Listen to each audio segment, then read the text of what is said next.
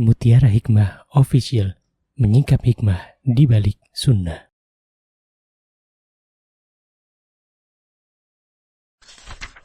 Salurkan donasi terbaik Anda untuk mendukung dakwah Mutiara Hikmah Official.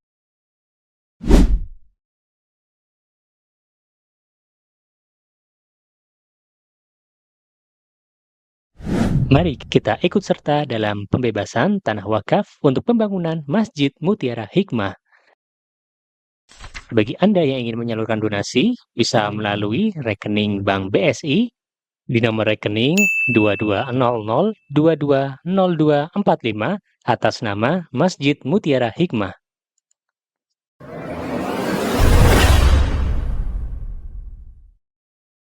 Baik ibu-ibu yang saya cintai karena Allah, mari kita belajar bersama-sama kitab Umdatul Mar'ah, yaitu 100 hadis landasan hukum bagi wanita yang ditulis oleh Asy-Syaikh Dr. Adil Hasan Yusuf Al-Hamid. Sekarang kita masuk ke hadis ke-15. Ya, oke. Ibu-ibu yang belum punya bukunya, boleh silakan barengan sama yang lain. Sudah? Baik. Ummu Hanifah, boleh dibacakan?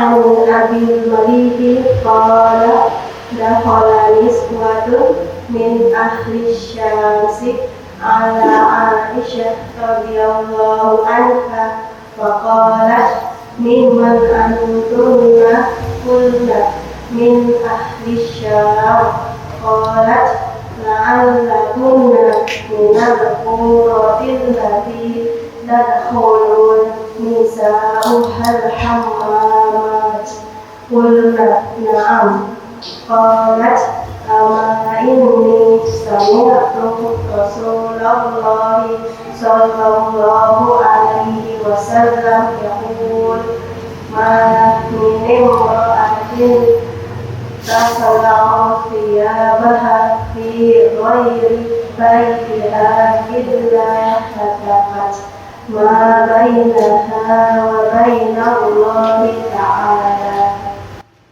Masya Allah, terima kasih, jazakillah khair. Halaman 67, hadis ke-15. Ini kita akan belajar tentang sebuah pesan ya dari Ibunda Aisyah radhiyallahu anha dan dari Nabi kita Muhammad sallallahu alaihi wasallam. Yang pertama, an Abil Malih. Nah, karena kita tahu teman-teman bahwa Abil Malih ini tidak sepopuler Abu Hurairah, nggih mboten? Kalau saya tanya kepada ibu-ibu, siapa Abu Hurairah, kan rata-rata kenal. Ya, Abu Hurairah itu Abdurrahman ibnu Sakhar. Masih ingat enggak namanya? Wallahu ta'ala a'lam. Apalagi Abil Malih. Abil Malih ini jarang nih. Ya, disebut-sebut namanya beliau. Ya. Paling banyak itu ibu-ibu ya belajar hadisnya siapa? Abu Hurairah. Maka Abul Malih ini ibu-ibu adalah Abul Malih, namanya beliau ya. Abul Malih bin Usamah bin Umair Ar-Ruqasi. Nama lengkapnya Abul Malih bin Usamah bin Umair Ar-Ruqasi. Abul Malih, memang namanya Abul Malih bin Usamah bin Umair Ar-Ruqasi. Beliau itu berasal dari salah satu qabilah. Biasanya kalau Ar-Ruqasi berarti qabilah Ruqasi, ya. Dan beliau Masya Allah kedudukannya dalam ilmu hadis termasuk sahabat yang thiqah. Jadi Abul Malih ini sahabat. Kita tahu sahabat itu apa definisinya ibu-ibu? Yang pertama, apa definisi sahabat? Hidup sezaman dengan Nabi. Yang kedua, beriman. Yang ketiga, apa? Masya Allah, dan meninggal dalam keadaan beriman. Ahsanti, bagus, Masya Allah. Jadi tidaklah seseorang itu disebut sahabat kecuali telah memenuhi 3 poin ini. Yang pertama, hidup sezaman dengan Nabi kita Muhammad sallallahu alaihi wasallam. Yang kedua, beriman kepada Allah dan Rasulnya. Ya, jadi semasa hidupnya itu beriman. Dan yang ketiga, meninggal dalam keadaan beriman. Berarti teman-teman, kalau ada orang yang hidup sezaman dengan Rasulullah SAW tapi tidak beriman, apakah disebut sebagai seorang sahabat? Tidak.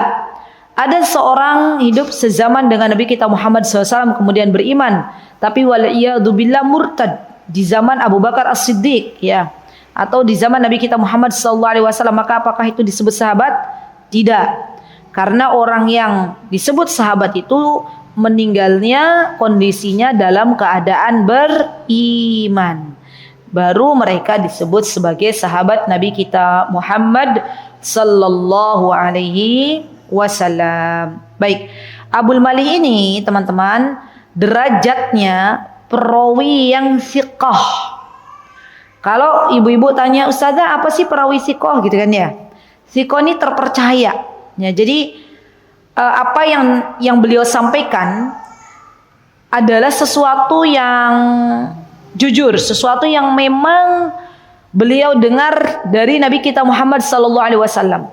Dan para perawi hadis ini, ibu-ibu, untuk mencapai derajat thiqah itu butuh seleksi yang sangat ketat. Ya. Jadi perawi hadis itu yang membawakan hadis ini ada yang derajatnya thiqah. Thiqah ini paling tinggi, thiqah itu terpercaya. Kalau sudah ada sahabat yang mendapatkan derajat thiqah, maka biasanya hadis-hadisnya boleh diambil, ya. Tapi ada perawi hadis yang dia derajatnya tuh bukan thiqah tapi kadzib, misalnya pembohong. Berarti dalam hal ini biasanya hadis-hadis yang dibawakannya tidak diterima, tertolak, ya. Maka dari itu hati-hati ibu-ibu.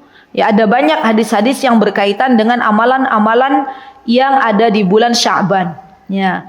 Coba diteliti lagi apakah hadis-hadis yang ada termasuk hadis-hadis yang sahih atau tidak, ya. Contoh nun sewu nggih, ngapunten nggih ibu-ibu. Misalnya ada hadis yang mengatakan kalau datang pertengahan Sya'ban kita harus maaf-maafan gitu ya.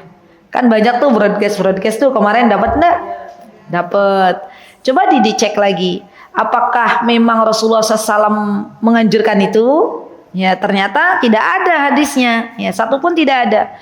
Lah memang nggak boleh kalau biasanya ya, kalau kita bilang itu mboten parang gitu, paling nanti kalau belum diberikan hidayah ya bilangnya gini, maaf-maafan aja koyo nggak boleh gitu ya. Bukan masalah nggak boleh. Yang namanya maaf-maafan ya kapan saja bisa kita lakukan. Kalau kita punya kesalahan dengan hamba Allah yang lain, segera minta maaf sebelum ajal datang. Jangan menunggu momen-momen tertentu. Apalagi kita mengatasnamakan bahwa itu adalah anjuran dari Nabi kita Muhammad sallallahu alaihi wasallam. Jadi semoga kita diberikan hidayah oleh Allah Subhanahu wa taala, tidak mudah nge-share, tidak mudah untuk membagikan sesuatu yang belum jelas, ya. Kenapa? Karena kalau kita membagikan sesuatu yang belum jelas, maka itu bagian dari dosa jariyah. Ini hati-hati nih. Dosa jariyah itu ngeri, ibu-ibu. Ya, kita udah meninggal dunia, apa yang kita di-share oleh teman-teman kita, maka kita akan dapat dosanya walaupun kita sudah tidak nge-share. Ya. Jadi hati-hati, jangan sampai kita itu latahan. Tahu latahan enggak? Ada orang ya menyuruh kita apa kita langsung, ya. Jangan. Ya, kita lihat dulu benar enggak nih hadisnya. Ya. Kalau memang hadisnya tidak sahih ya tidak perlu kita amalkan. Begitu nggih?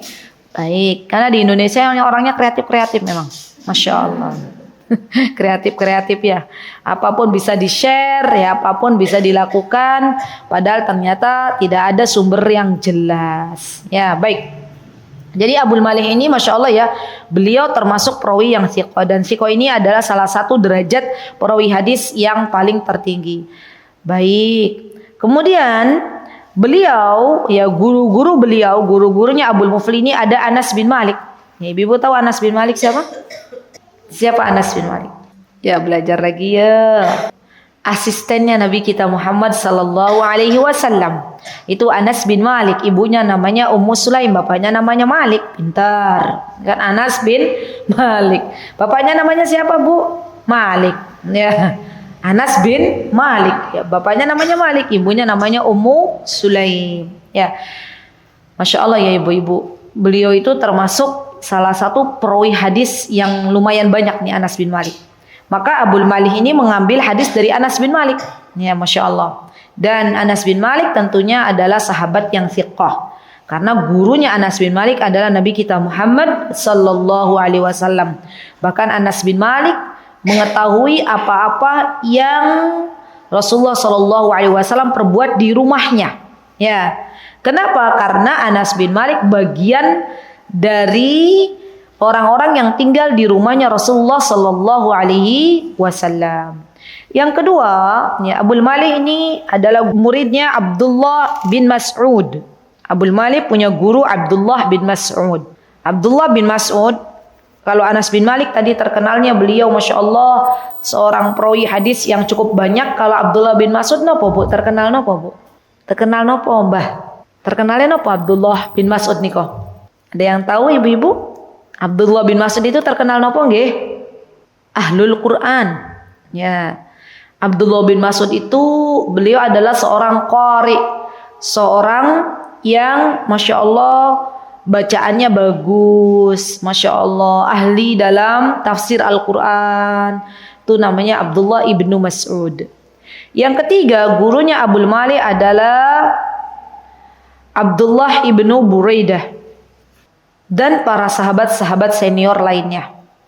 Ya, jadi Masya Allah ya teman-teman, mereka itu adalah para sahabat yang Masya Allah luar biasa ya. Mereka itu di zaman dimana ilmu sedang berkembang. Mereka hidup di zaman dimana ilmu sedang berkembang dengan pesatnya, Masya Allah. Dan apa-apa yang mereka tidak tahu bisa langsung ditanyakan kepada Nabi kita Muhammad sallallahu alaihi wasallam. Baik, siapa murid-muridnya Abul Malih? Di antaranya adalah Syu'bah ibnul Hajjaj. Syu'bah ibnul Hajjaj. Dan di antaranya lagi adalah Sufyan Ats-Tsauri. Sufyan Ats-Tsauri. Sudah? Kemudian yang ketiga, muridnya Abul Malih di antaranya adalah Hammad ibnu Salamah. Hammad ibnu Salamah. Sudah? Oke. Kemudian di sini disebutkan qala ya dakhala niswatun min ahli Syam. Disebutkan oleh Abul Malih masuklah an-niswah. Niswah itu iya sejumlah wanita, banyak wanita yang jumlahnya lebih dari 2. Niswatun. Karena kalau satu itu namanya imra'atun. Imra'atun ya. Nama saya Imra'atul Azizah. Ya, berarti wanita. Alhamdulillah. Ya. Ya.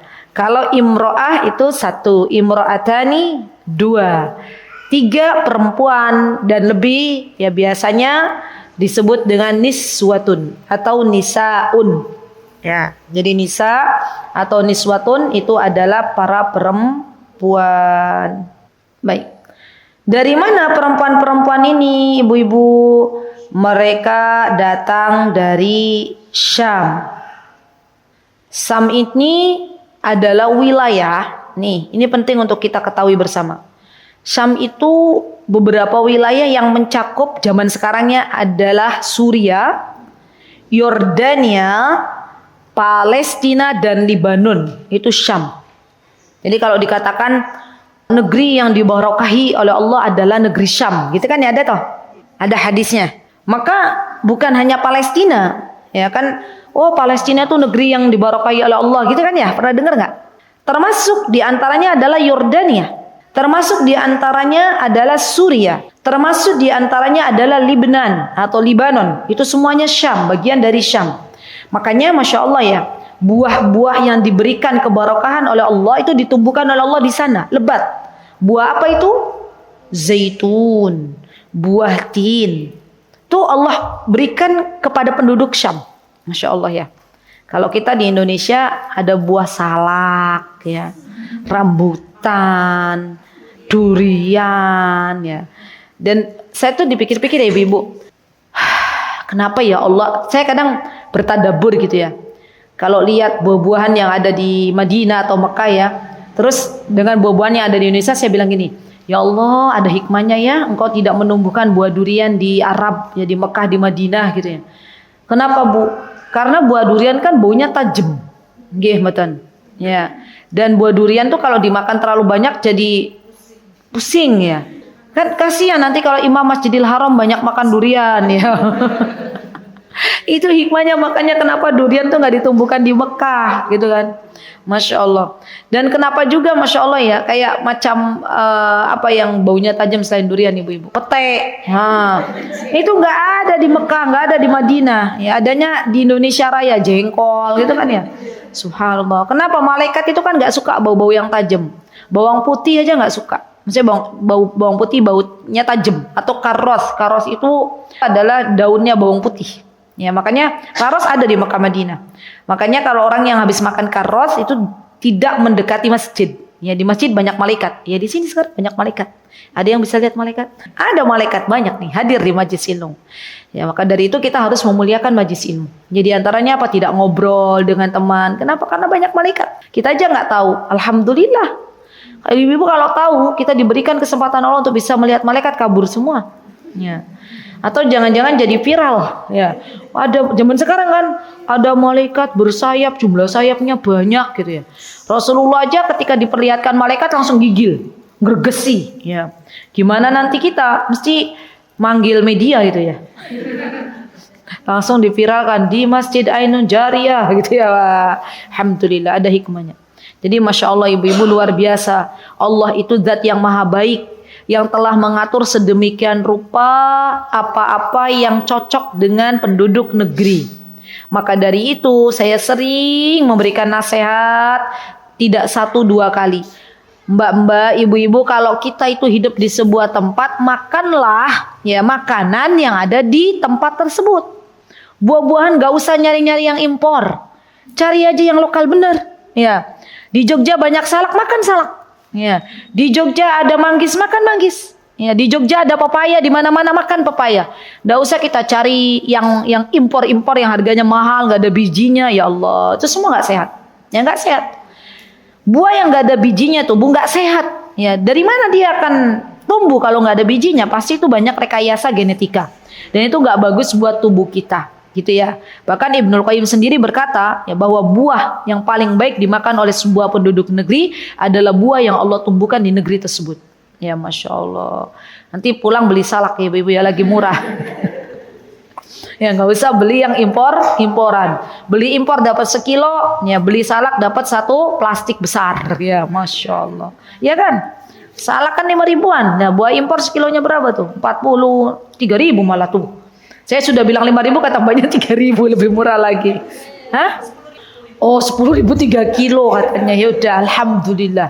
Ya, nyenengan beli buah impor dapat sekilo, beli salak udah dapat 10 kilo. Ya Masya Allah. Ya baik. Kemudian di sini ya Masya Allah berarti Syam itu mencakup wilayah apa ibu-ibu? Suriah, Palestina, Yordania dan Lebanon. Masya Allah. Masya Allah. Dan Masya Allah ya karena mereka itu adalah negeri-negeri yang diberikan keberkahan oleh Allah, maka kita boleh misalnya mau menuntut ilmu di negeri Syam gitu ya. Boleh silahkan. Ya Masya Allah. Dan subhanallah ya negeri-negeri yang berada di Timur Tengah itu keutamaannya berbeda-beda. Kalau Yaman itu kata Rasulullah al-hikmatu minal Yaman. Hikmah itu berasal dari Yaman. Kata para ulama maksudnya hikmah di sini adalah bahwa kebaikan itu datangnya dari Yaman. Ya Yaman juga boleh dijadikan sebagai tempat untuk anak-anak kita menuntut ilmu. Karena di sana ada kebaikan yang dijanjikan oleh Nabi kita Muhammad SAW. Termasuk Madinah. Madinah itu keutamaannya apa bu? Banyak. Ya, bahkan dijadikan 1 buku sendiri. Ya, kalau kita berbicara tentang keutamaan tinggal di kota Madinah. Mekah juga ada keutamaannya sendiri. Baik. Dakhala niswatun min ahli Syami ala Aisyah radhiyallahu anha. Masuk ya beberapa jamaah dari kalangan wanita min ahli Syami ala Aisyah ya kemana? Ke rumahnya ibunda Aisyah radhiyallahu anha. Masya Allah. Faqalat. Siapa yang berkata ini?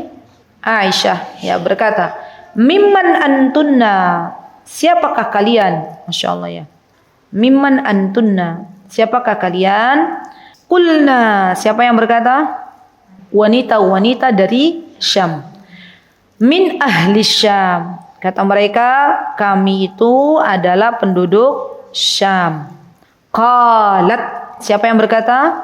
Ini lagi belajar bahasa Arab nih. Qalat Aisyah. Ya, kalau dalam bahasa Arab untuk satu laki-laki yang berkata qala. Kalau perempuan qalat. Ya. Qalat, maka Ibunda Aisyah berkata, apa kata beliau? La'allakunna minal quratil lati tadkhulu nisa'uhal hammamat. Ya. Ibunda Aisyah pernah mendengar, beliau pernah mendengar kalau ada wanita-wanita yang berada di Syam, di antara kebudayaan orang-orang Syam tuh, kata ya Ibunda Aisyah pernah dengar kebudayaannya tuh wanita-wanita sana kalau mandi barengan, ya dalam satu tempat. Ya. Maka Ibunda Aisyah nanya, ya apakah kalian berasal dari sebuah tempat di mana di tempat kalian itu sering terjadi banyak wanita-wanita yang mandi bareng, ya mandi dalam satu tempat. Kan memang kebudayaan di setiap negara itu beda-beda ya ibu-ibu ya. Kalau di negara kita gimana sih kebudayaan yang tidak elok atau yang kurang elok? Misalnya apa? Apa mbak? Jadilan. Apalagi yang kurang elok, yang dia melanggar maksiat apa misalnya? Hah? Misalnya para laki-laki membuka auratnya, gitu kan ya? Nah, atau misalnya apa bu? Yang larung. Nah itu kan kebudayaan yang tidak baik. Larung-larung itu kan? Kenapa bu? Atau apalah yang tidak baik. Apakah kebudayaan itu ada yang boleh dilestarikan? Ada, boleh. Misalnya apa kebudayaan yang boleh dilestarikan? Misalnya bagi-bagi makanan ke tetangga. Nah itu kan boleh tuh. Itu kebudayaan yang baik. Atau misalnya unggah-ungguh, ya kirim salam kepada teman, itu boleh, silakan. Yang jelas kebudayaan yang tidak melanggar syariat maka itu boleh dilestarikan. Tapi kalau kebudayaan itu bertentangan dengan apa yang diperintahkan oleh Allah dan Rasulnya maka itu tidak perlu dilestarikan. Nah, kebudayaan orang-orang Syam ini, wanita-wanita Syam ini adalah mereka kalau mandi, mereka itu mandinya berjamaah. Ya, ini kira-kira melanggar syariat apa mboten? Melanggar syariat. Kenapa? Karena terlihat auratnya, ya kan? Belum ada loh di Indonesia tuh. Saya dulu sempat ya. Kami itu sempat saya sempat mondok di pondok tradisional zaman dulu ya. Jadi ibu-ibu jangan kira saya brojol owe-owe langsung kenal sunnah, enggak. Ya, perjalanannya panjang ya, Masya Allah. Jadi pernah waktu itu di Indonesia loh ada. Saya diberikan kesempatan untuk mondok di pondok tradisional ya. Di sana saya belajar kitab kuning yang kalau nulis tuh miring-miring gitu ya. Dan uniknya tuh di sana ada kalau ibu-ibu mungkin tahu di Cirebon itu ada pondok pesantren yang cukup terkenal ya.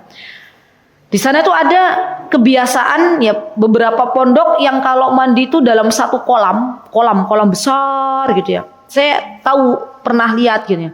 Itu tuh nanti para santriwatinya pakai pinjunan apa sih namanya, sarung, terus nanti di ubet-ubet ya gitulah namanya, pakai sarung terus di kelihatan ininya nih, kemben, nah model-model gitulah ya. Dan itu tuh dilihat oleh sesama santriwati, itu ada. Nggak tahu, wallahu ta'ala alam, sampai hari ini di Cirebon ada atau tidak, nggak tahu. Saya dulu waktu masih sanawiyah itu sempat lihat seperti itu. Saya bilang astagfirullah, kok yo nggak takut apa ya? Maksudnya kan itu kan kita sudah melihat aurat sesama wanita, ya.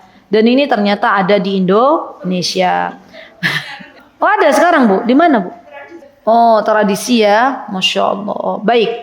Nah maka mereka mengatakan qulna na'am. Kata wanita-wanita Syam ini, iya betul, kami itu dari sebuah tempat di mana kebiasaan wanita-wanita kami itu mandi berbarengan. Amma inni sami'tu Rasulullah sallallahu alaihi wasallam yaqul. Ya.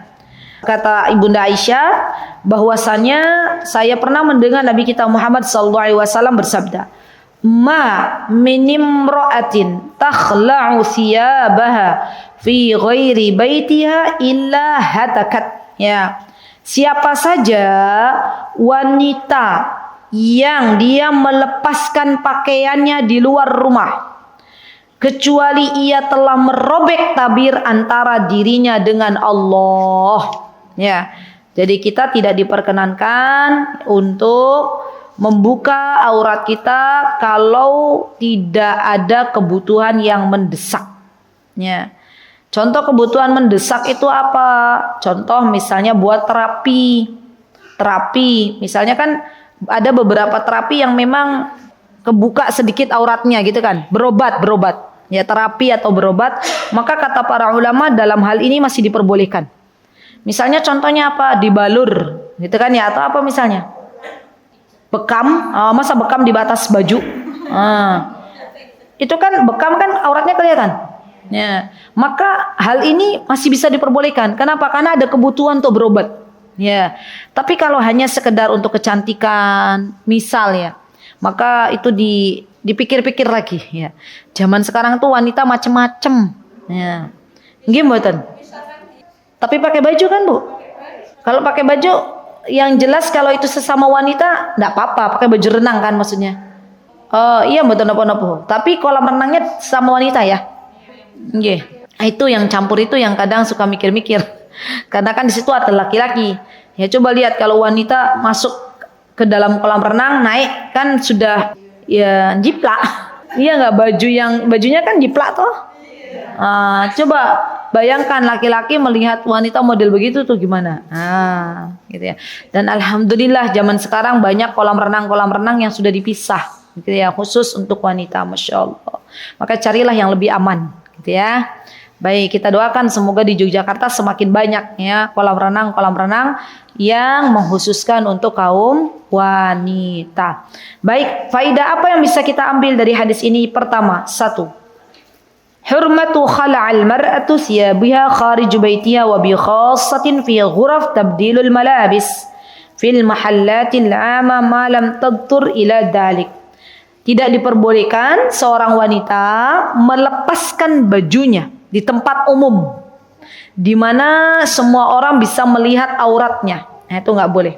Ya, milikilah rasa malu, karena dengan kita memiliki rasa malu akan Allah Subhanahu wa taala jauhkan dari berbagai macam maksiat.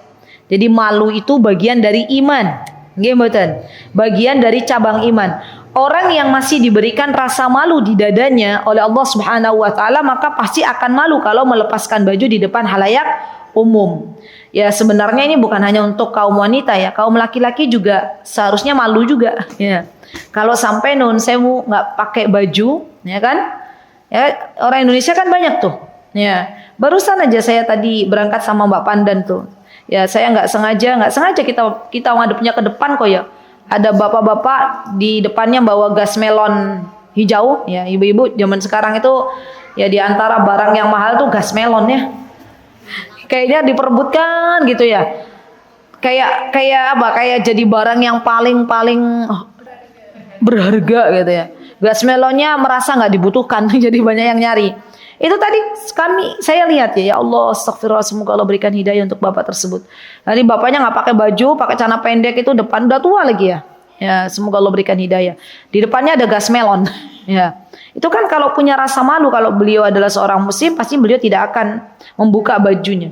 Bahkan sampai-sampai ya ibu-ibu subhanallah, karena udah kebiasaan orang kita itu terutama bapak-bapak panas dibuka bajunya di luar rumah gitu ya. Sampai pernah di Mekah itu ya ditegur oleh amar ma'ruf nahi mungkar tuh yang keliling kan biasanya ada tuh. Ada kayak Satpol PP. Tapi Satpol PP-nya kalau di Indonesia itu tugasnya nurunin baliho yang nggak berizin. Kalau di Mekah itu tugasnya Satpol PP ngasih tahu orang, ya ayo udah masuk waktu sholat, pakai mic itu sholat ya laki-laki sholat di masjid gitu ya. Termasuk itu ada bapak-bapak ya 2 orang tuh yang kami lihat sendiri tuh lepas baju nongkrong depan hotel sambil ngerokok. Ya. Iya, padahal lagi umroh. Ya. Dan langsung ditegur sama bagian amar ma'ruf nahi mungkar itu, suruh masuk pakai baju. Mereka bilang aib gitu kan ya. Kan nggak ada ceritanya kalau di Mekah itu orang tadinya pakai gamis terus lepas baju, nggak ada. Ya, ada rasa malu gitu ya. Minimal dia pakai kaos ya. Itu sudah lepas ya. Jadi hati-hati nih. Orang-orang yang kebiasaannya melepas baju di tengah umum masyarakat, maka hati-hati jangan dibiasakan. Ya. Kenapa? Karena itu mengundang maksiat. Ya, kasihan orang lain yang memandangnya dia terkena dosa. Kenapa, Bu? Ada yang nggak pakai baju juga? Oh, kelihatan atas lututnya ya. haji haram katanya.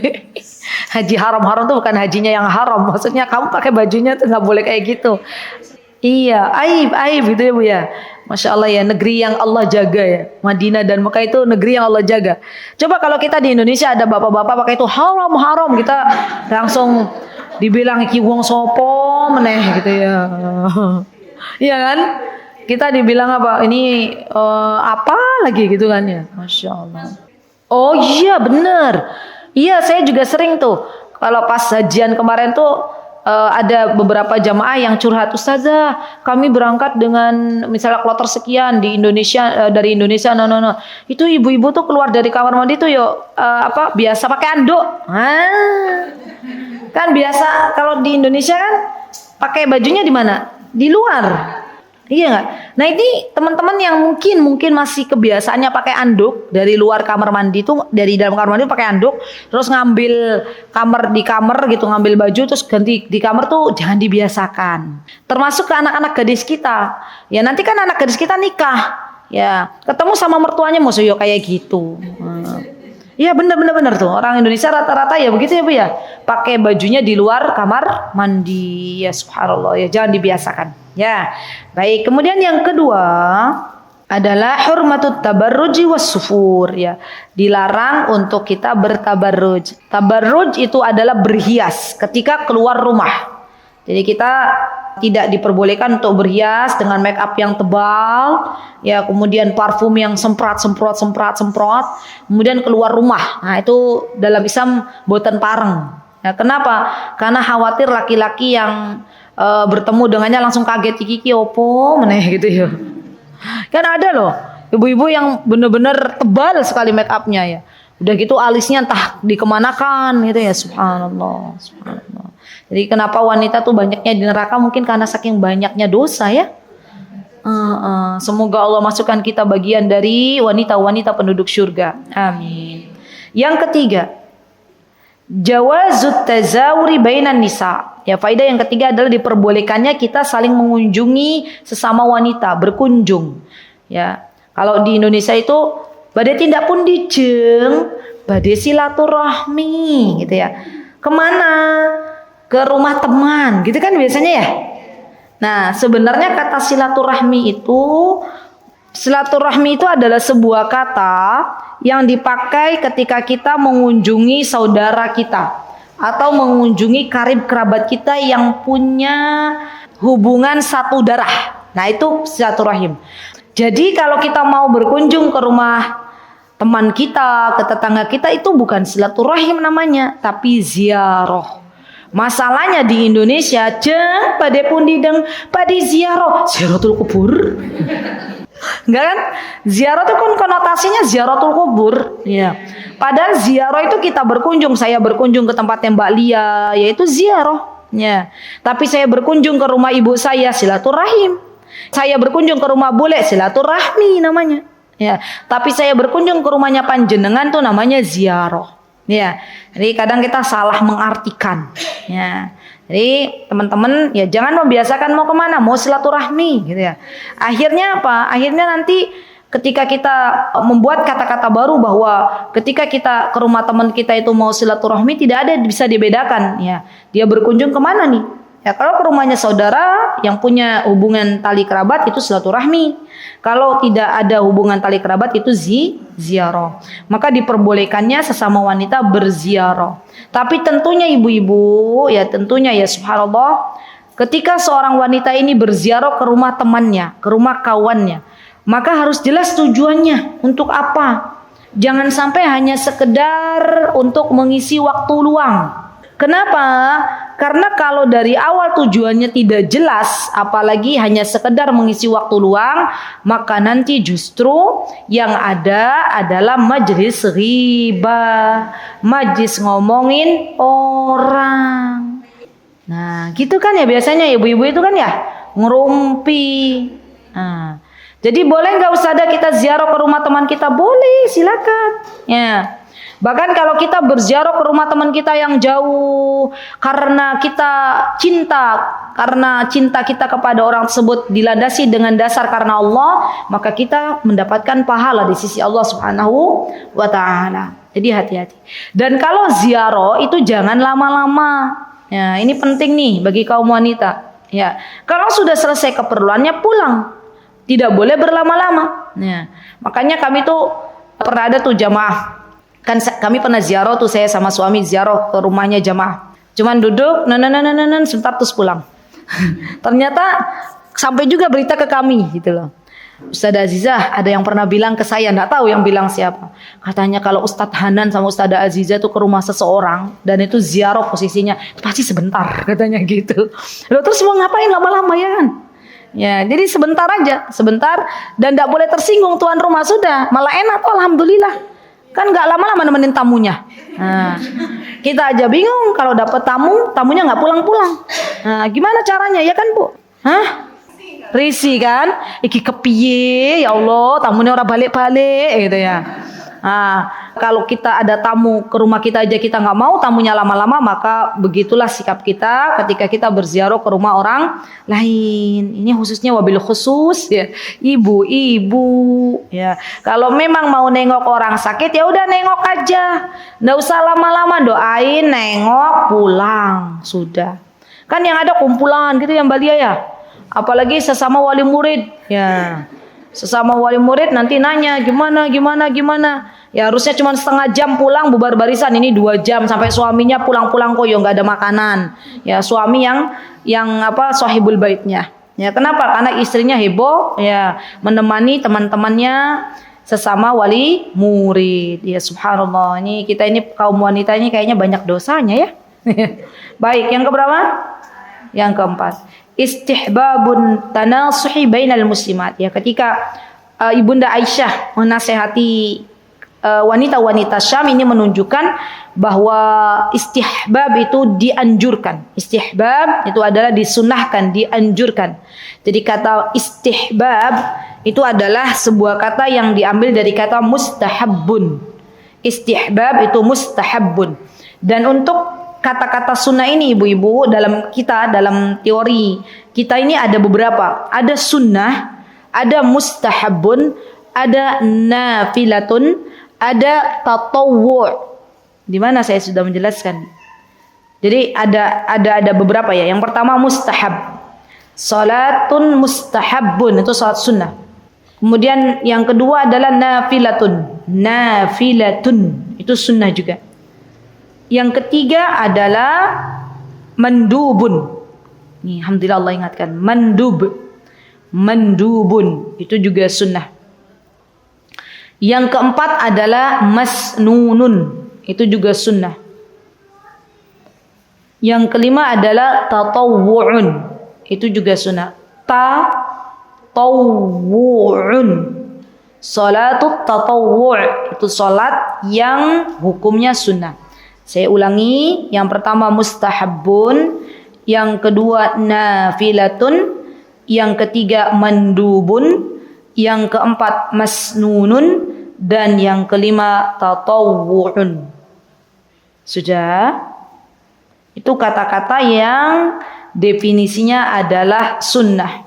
Dan sunnah itu sendiri apabila kita kerjakan kita mendapatkan pahala. Dan apabila kita tidak mengerjakannya maka kita tidak melakukan sebuah dosa.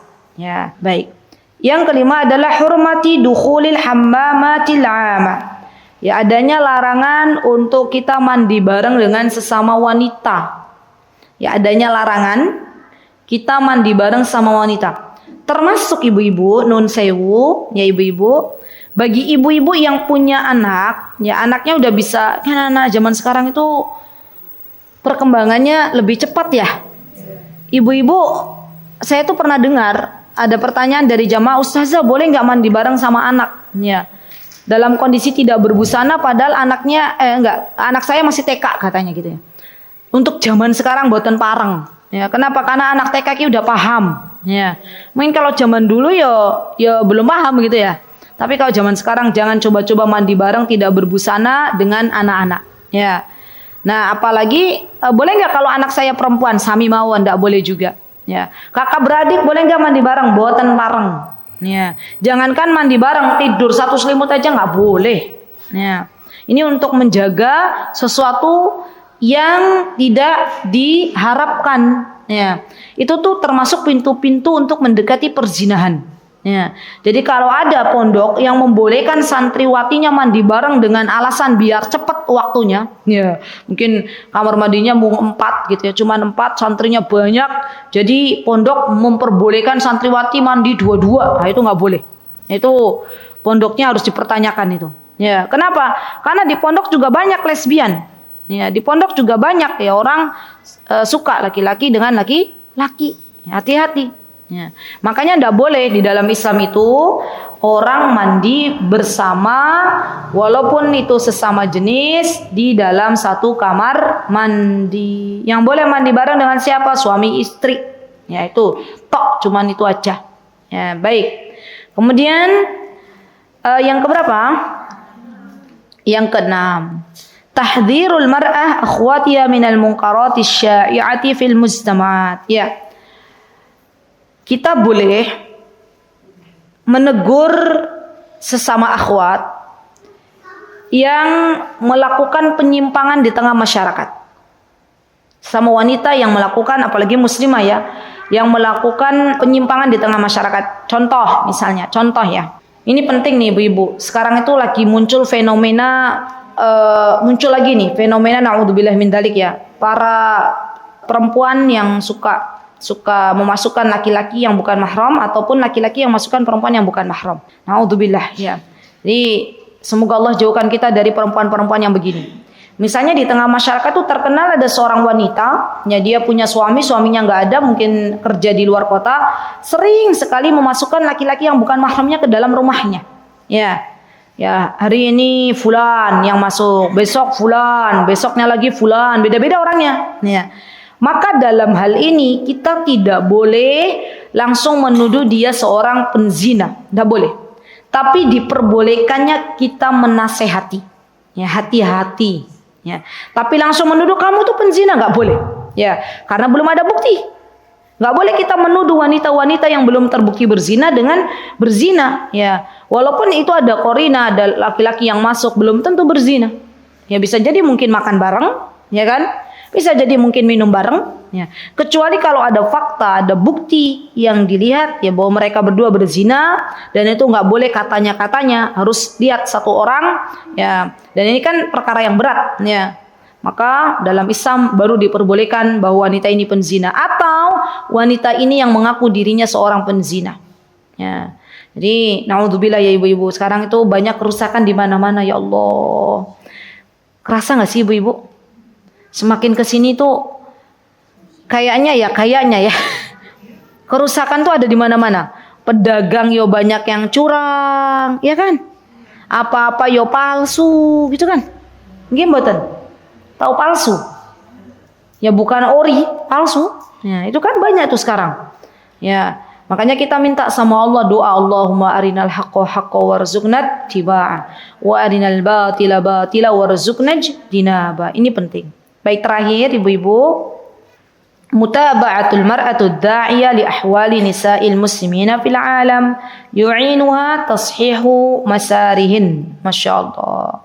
Katanya pentingnya untuk kita bertanya kepada seorang wanita yang berilmu, yang mengikuti wanita-wanita yang berilmu, bertanya tentang masalah-masalah yang mungkin belum kita ketahui hukumnya. Ini penting nih ibu-ibu. Jadi kalau dulu waktu Rasulullah masih hidup, para wanita ini langsung bertanya kepada Rasulullah, "Ya Rasulullah, saya mau bertanya." Tapi mereka bertanyanya di balik tabir. Ya, tidak langsung hadap-hadapan. "Ustaz, mau tanya." Gitu ya. Nah, itu hati-hati nih ibu-ibu zaman sekarang, jangan mempermudah ya. Itu kan Pak Ustaz, ya insyaallah imannya udah tebal gitu ya. Misal mau tanya langsung ya. Langsung tanya, mendekat ke ustadznya, langsung tanya, "Ustadz, no. Kan otomatis ustadznya tengok ibunya. Ya, mata ketemu mata. Haji. Maka yang paling aman tuh sebenarnya kajian ustadz tuh di balik layar. Ya, itu paling aman. Atau mungkin ada TV di belakang. Ya, ibu-ibu bisa lihat ustadznya, tapi kan ustadznya nggak bisa lihat kalian. Ya, ini yang paling aman untuk keamanan bersama. Ya.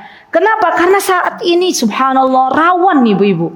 Ya, jangan kita kata kalau itu ustadz tuh masya Allah imannya udah tebal, kayaknya udah nggak kita nih udah apa? Udah apa bu? Udah nggak masuk kriteria. Kayaknya kita ini insya Allah beliau nggak tergoda. Siapa bilang? Ya, ustadz juga manusia. Ya, bisa jadi setan ketika ada pandangan dengan pandangan masuk. Naudzubillah. Maka ibu-ibu pengajian ya majelis taklim dimanapun anda berada, khususnya wabil khusus majelis taklim kaum akhwat. Ini saya umumkan sekalian ya. Kalau memang pembicaranya adalah seorang ustadz, ya minimal dikasih tabir, ya biar ustadz tuh nggak langsung melihat para kaum wanita gitu ya. Iya. Emang ada ustadz yang kecantol dengan jamaah? Wonten. Apa Mbak Lia? Saya bilang wonten loh, jangan bilang banyak. Ya. Iya. Dan ibu-ibu kalau mau tanya sama ustadz dari balik tembok. Ya, gimana caranya diketuk-ketuk tat mau tanya itu, atau pakai tulisan lah atau apalah, itu lebih mulia, lebih menenangkan, lebih terjaga. Saya itu pernah ya. Ini kisah nyata. Jadi waktu itu Ustadz Hanan suami tuh ngisi ibu-ibu, itu pun kayaknya baru sekali itu dia ngisi di situ di sebuah tempat di Yogyakarta. Saya juga mengisi waktu itu berbarengan, saya mengisi di masjid A, beliau mengisi di masjid B misalnya. Terus kita janjian tuh, istriku nanti kalau udah selesai tolong diantarkan panitia ya ke masjid yang saya ngisi. Oke, gitu. Saya pulang sama panitia, diantarlah ke masjid itu. Nah terus kan karena saya tahu beliau masih udah selesai sebenarnya kajiannya, terus kok ada yang tanya gitu loh. Akhirnya saya masuk, assalamualaikum gitu ya. Terus suami saya langsung lihat, terus monggo bu, diterusin sama Ustazah Azizah gitu ya. Ibunya yang bertanya bingung, kenapa jadi begini gitu ya. Terus suami saya di mobil bilang, Ustazah bilang gini, alhamdulillah istriku datang katanya ya. Kenapa memangnya? Dari tadi tuh udah pekewoh gitu ya, saya udah nggak karu-karuan gitu ya. Itu karena ibunya itu walaupun nenek-nenek yang bertanya ya, ibu-ibu, tapi kan tetap ya kalau fitrahnya para ustadz tuh masih lurus, tetap itu ada rasa pekewoh. Ya, itu nanyanya di sini loh, ustadznya di sini, nanyanya di bawahnya. Ya subhanallah. Maka hati-hati ya akhwat. Kita hidup di zaman di mana banyak sekali fitnah syubhat dan fitnah syahwat menyambar-nyambar. Kalau kita nggak hati-hati, naudzubillah summa naudzubillah, banyak kejadian ya yang namanya perselingkuhan di tengah keluarga kaum muslimin. Ya, maka ustadz yang menjaga, jamaah juga menjaga. Dulu para sahabat ketika Nabi kita Muhammad SAW sudah meninggal dunia, maka ketika mereka ada sesuatu yang pengen ditanyakan kepada ibunda Aisyah, ini kan tabir ya namanya ya, maka mereka itu bertanya di balik tabir, ya tidak langsung adep-adepan gitu ya, tidak langsung mata ketemu mata. Ibunda Aisyah di mana, sahabat juga di mana. Jadi ini penting ya. Dan ibu-ibu subhanallah. Kita ini di zaman dimana majlis taklim banyak di mana-mana ada, ya masya Allah. Mudah kan sekarang mau jam berapa ibu-ibu ngaji ada. Tapi ya ibu-ibu ya Allah, semoga Allah tidak menjadikan kita bagian dari itu. Tapi masih banyak juga yang namanya kasus-kasus kemaksiatan pada jamaah majlis taklim. Kenapa? Karena Allah belum memberikan keberkahan dalam ilmunya. Ilmunya hanya sebatas catatan-catatan di dalam buku. Tapi belum Allah ringankan untuk diamalkan.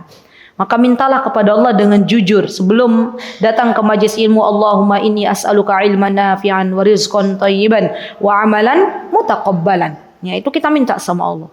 Jadi jangan sampai kita datang ke majlis taklim hanya sia-sia, ya pulang ke rumah materinya dari telinga kanan masuk ke telinga kiri, keluar dari telinga kiri, ya itu sesuatu yang tidak berfaedah. Begitu ibu-ibu. Jadi saya pesan kepada jamaah, karena biasanya majlis taklim itu rata-rata kalau pagi itu akhwat ya panitianya. Kalau memang yang pembicaranya adalah seorang ustadz ya, maka semuanya saling menjaga. Gitu nggih. Terima kasih, jazakumullah khair, barakallahu fikunna jami'an. Aqulu qouli hadza wa astaghfirullah li wa lakum wa akhiru da'wana alhamdulillahi rabbil alamin. Assalamualaikum warahmatullahi wabarakatuh. Mutiara Hikmah Official, menyingkap hikmah di balik sunnah.